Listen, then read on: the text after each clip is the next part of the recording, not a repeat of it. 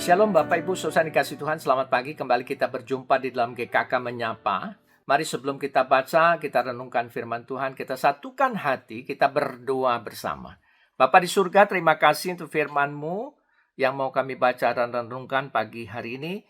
Biar Tuhan yang bersabda, Tuhan yang berbicara kepada setiap kami, seturut dengan apa yang menjadi isi hati-Mu bagi setiap kami ya Bapa. Di dalam nama-Mu Tuhan Yesus kami sudah berdoa. Amin. Bacaan kita pagi ini terambil dari Keluaran, kitab Keluaran pasal yang kedua ayat 15b sampai 25. Dan kita tidak membaca seluruh ayatnya, tetapi kita akan perhatikan beberapa ayat yang menjadi penekanan. Khususnya di Keluaran 2 ayat 15b, demikian firman Tuhan. Tetapi Musa melarikan diri dari hadapan Firaun dan tiba di tanah Midian. Lalu ia duduk-duduk di tepi sebuah sumur. Dan selanjutnya kita akan melihat di dalam ayat yang ke-21. Musa bersedia tinggal di rumah itu. Lalu diberikan Rehuela, Zipora, anaknya kepada Musa. Dan terakhir ayat yang ke-24. Allah mendengar mereka mengerang. Lalu ia mengingat kepada perjanjiannya dengan Abraham, Ishak, dan Yakub.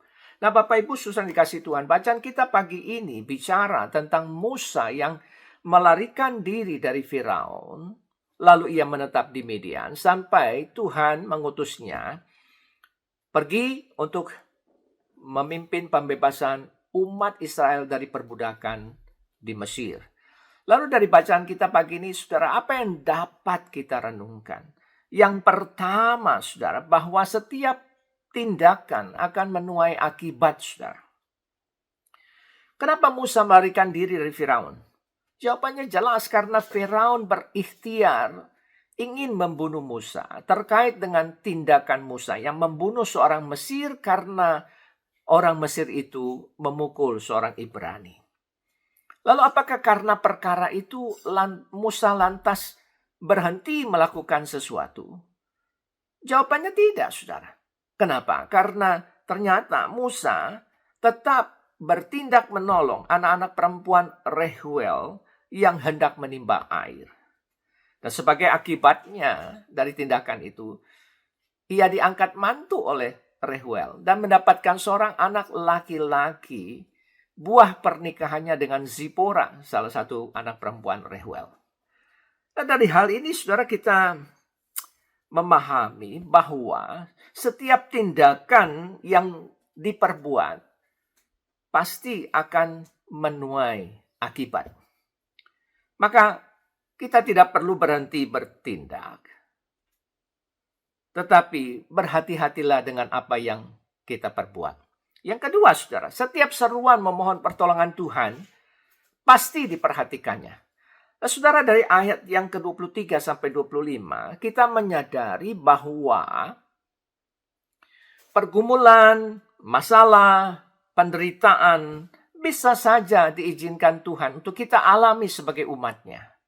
Namun demikian, saudara, kita juga diajak untuk memahami bahwa jika kita mengarahkan hati dan pandangan kita untuk berseru dengan tekun, memohon pertolongan Tuhan, maka pastilah Tuhan memperhatikannya dan akan segera bertindak menolong kita tepat pada waktunya.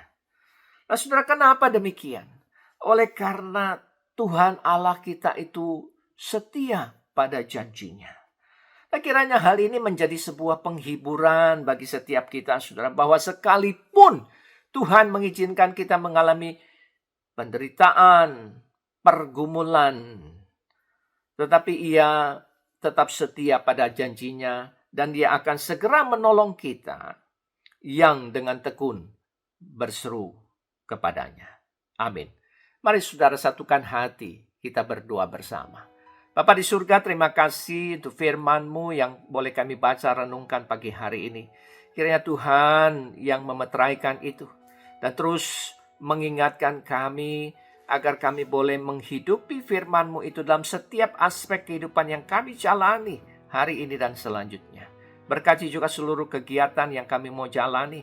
Biar Tuhan tetap memimpin, Tuhan yang menopang, Tuhan yang menuntun kami untuk menjalani semua itu berdasarkan rancangan dan kehendak-Mu yang baik dan sempurna. Terima kasih Bapa, inilah doa kami. Di dalam nama-Mu Tuhan Yesus kami sudah berdoa dan mengucap syukur. Amin. Selamat pagi, selamat beraktivitas Bapak Ibu saudara yang dikasihi Tuhan. Tuhan Yesus memberkati. Amin.